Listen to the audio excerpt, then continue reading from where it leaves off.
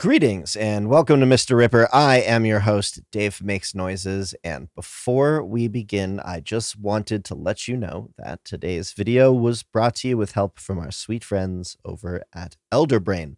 But more about that in a moment. Now, today we are asking you nerds, what are your warlock character concepts you would like to use in the future? I have an idea for a pretty wholesome warlock. She was a young girl whose parents were killed in an attack by something. I'd let the DM decide on what, and she was found in the forest by a unicorn. The unicorn raised the girl in peace until the girl decided that she wanted to see the world. So the innocent teenage girl is going into the world, and her patron is a unicorn who is also her adopted mother. Sorry if this post came out a bit weird, I'm actually kind of new to Reddit. As mentioned before, this video is brought to you by Elderbrain. Elderbrain's Crown of the Oathbreaker is a 500-page D&D 5th edition adventure module and campaign setting with player options. It features dozens of new monsters, encounter maps, subclasses, feats, spells, and magic items. The dark fantasy sandbox adventure incorporates over 30 dungeon maps and 3 regional maps with over 100 locations on each, taking characters from 5th to 12th level through a cursed kingdom to the Fey realm. The book is based on the feedback of over 2,000 D&D fans whose votes on their preferences gave the backbone of the adventure and the campaign setting. The community continuously influences the fine details of the story and the setting through Elderbrain's Discord server. Crown of the Oathbreaker also includes over 150 NPCs, their locations, and portraits based on the actual photos of members of the Elderbrain community. By the way, you should totally go check out the massive interactive map of Oathbreaker. I hope I'm saying that right. A teeming and massively fleshed out city full of colorful characters that you can get some lore on by clicking around, and we'll be sure to include the link in the description. Elderbrain Soundscapes is a free mobile app with over a dozen dynamically generated, non-repetitive background ambiances for many of the locations found in the adventure. You can still become one of the fully illustrated 36 new subclasses through Elderbrain's Indiegogo campaign until the campaign ends. Join the hive mind and become part of the adventure. Thank you again, Elderbrain, for sponsoring today's video. We appreciate the support, and the setting looks like an incredible place to go adventuring. I've been mulling over a great Old One warlock based on the Magnus Archives podcast. Spoilers ahead. Theodore Graham. His patron is a great eye that demands he gather tales of horrific events that people have experienced and use them to spread fear, which feeds it. He would take spells and abilities that thematically represent the rest of the fear entities in the pantheon that the eye belongs to. Also, he'd have arcane eye from the start, so he could eavesdrop on unsuspecting victims and drink in their second-hand fear. Theodore himself isn't actually a bad person, just paranoid. However, the eye makes him hunger for fear, and he'll actually start to starve if he doesn't feed it. The more terror he consumes, the more unhinged he becomes. I'd have him face lots of moral dilemmas and inner crises about this. So much fun. I was planning for a slime hexblade where I take the Cursebringer and the Armor of Shadows invocations. Armor of Shadows is always good. Through more shenanigans with feats, I'm able, at 4th level, to do 2d6 Greatsword plus 4d8 Cursebringer, additional 2d8 per spell slot level, plus 10 damage Great Weapon Master, and the -5 downside is mostly nullified by the 2 hit bonus I have with Pact of the Blade, plus Charisma modifier, and plus 2 proficiency bonus. Also, multi-classing into a Divine Soul Sorcerer could get you an extra 2d4 on the attack. I'm planning on playing this as a lawful evil character, however my PC is completely oblivious to everything and is basically used as a puppet by their patron. The gimmick here is that they are so oblivious that they mistake the patron's commands as advice from a friend in their sword. This can create a few situations I've thought up for a future campaign I get to play them in, where the patron wants my character to do one thing, but they want to do another, so this turns into an argument where my patron doesn't want to get rid of me because of the sheer amount of death and destruction I could do for them. But they really want me to just kill the Goblin Scout instead of having tea with him. This, of course, can be even better optimized with a race whose unique traits could suit fights better. I just had the race in mind from the beginning and formed the Warlock concept around it. Hopefully this isn't too broken for what's normally allowed in D&D. I'm just starting out the game, and I don't know if it counts as min-maxing, but I'm pretty sure most DMs would disallow this. Also, I would like to apologize for this massive text dump. I just don't know how to shorten this without cutting out some components I want people to realize. Thank you for coming to my TED Talk. TLDR, Oblivious Sentient Slime, who can probably one-shot most low-mid-level monsters, is manipulated by a sentient greatsword. And scene. Young kid who gets mad at their adoptive parents. The biological parents were affluent and mostly kept to themselves.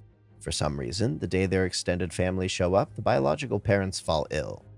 Eventually, the parents slowly die and just happen to leave their home and wealth to the relatives, save a small but still noteworthy sum set aside for the PC. After putting up with abuse for years and slowly learning the adoptive parents were siphoning the inheritance left to the PC to fund more misdeeds and slowly take money away from the other relatives, the PC has had it. One night, as the PC's adoptive relatives rest and prepare to find more of the family to ruin financially, the PC goes to the family study. Suddenly, a torrent of rain begins to fall outside. The PC uses that as a cover to break anything burnable and pile it in the center of the room. After a few dozen shelves are smashed and the contents piled into the center of the study, they set it ablaze, making sure to leave a trail of lamp oil to each of the rooms of the house. While doing this, the PC is caught by several servants whom he tells to leave, saying that if they say nothing, they will be compensated. This is when the patron comes into the picture. After seeing the PC so willing to throw away everything, the patron decides to abandon the family and give aid to the PC. With a sudden whir, magic swarms the PC from various ends of the house, and then they feel a large burst of heat, and then nothing. They find themselves in the bed of a trusted and friendly servant the next morning, the smell of smoke in the air. Next to the bed is the last bit of fortune left by the PC's biological parents. Our PC leaves a note to the servant thanking them for what they have done and for being a good friend despite the circumstances, then instructs them to divide the gold among the now jobless servants who escaped. The PC takes a smaller sack and grabs a fist or two of coins before taking off and noticing strange markings almost charred to their skin. TLDR, PC is a child of noble birth who gets adopted by sleazy money-hungry relatives out to use their connection to a fiend to drain the family of every bit of money they can. Our PC finds out after years of abuse and burns the family manor down, leaving them almost penniless, but it wins over the fiend the family used to start the whole thing, so small win. I'd like to play an elven undead warlock. He used to be just a simple tradesman, maybe a cobbler or a glass blower or something. He never wanted to be an adventurer, but his wife was one for a time before she retired. She was a human wizard, endlessly curious and wanting to help others. Unfortunately, he would outlive her by a long, long while. She passed away peacefully of old age, and he fell into depression and started carrying her crystal necklace that had been her arcane focus. He just sort of faded in the way you do when you lose someone so important. The house started to fall apart, he didn't take care of himself, his business crumbled, and he felt like he couldn't go on.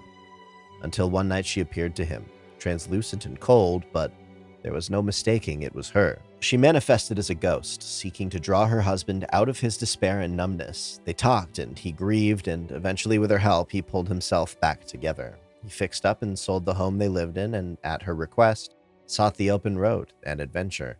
When he asked how he could do so, as he was an ordinary man, she touches her old necklace that he now wears, and it carries a piece of her former magic to him. He swears to keep living and pay it forward, and that her magic would go on to help the world again for years to come. This was his pact, and from then on he was an adventurer. When he joins a party in a campaign, he'll be a paternal sort, patient and caring. He still feels sorrow when he thinks of her, but it's cushioned with the fond and happy memories and the knowledge that he carries some of her with him. And through him, she continues her adventures. Had an idea for a warlock that accidentally made a bargain with Sloth from the 7 Deadly Sins because he was trying for Wrath. In game, Sloth's name would be very close to Wrath's. For years, he'd try everything he could to get Sloth to either give him more power, could only use Eldritch Blast and comprehend languages, or to release him from their bargain. Being Sloth, he would either not pay attention, too much effort, or would say something along the lines of, "Oh, study more, then we'll talk."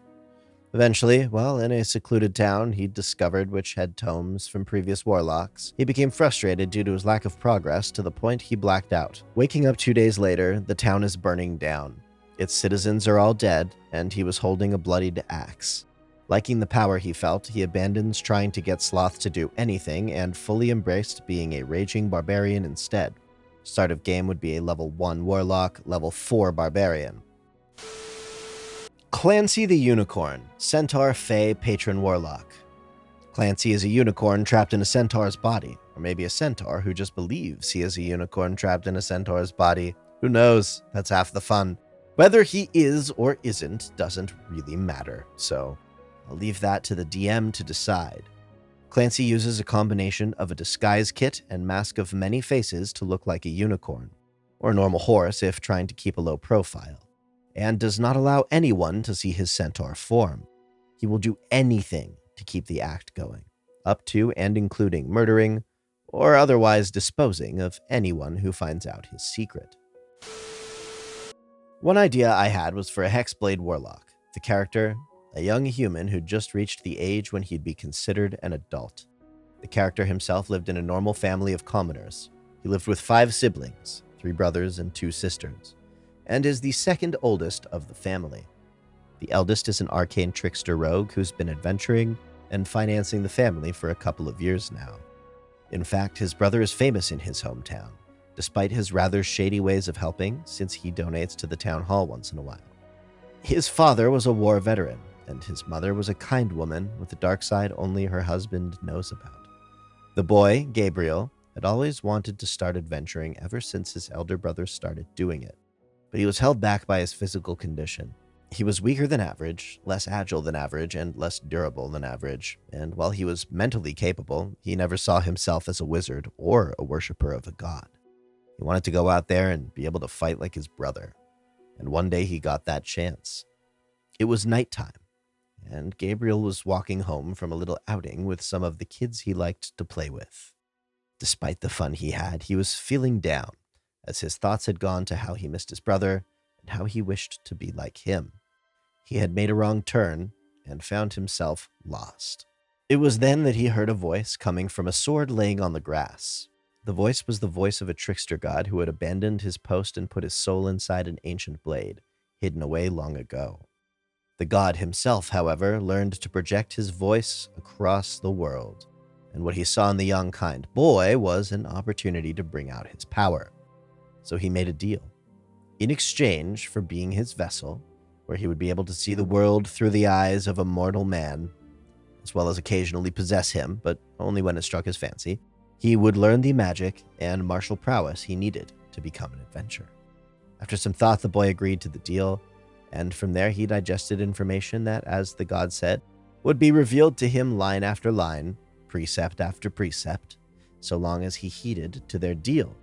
He then taught him how to make the sword he spoke through his own pact weapon, where he could use his confidence and charm to control the blade in his hand, so he could fight in the ways his brother did. And so began the adventures of Gabriel Kryn, brother of the famous rogue Nathan Kryn and a vessel of the anonymous trickster god. Hey there, howdy, hi, hello, and hella thanks for heckin' checking out this video until the very end. Once again, I'd like to thank Elderbrain for their support on this video. Please go check out their Kickstarter and the incredible map of Oathbreaker, and again, I hope I'm saying that correctly, in the description.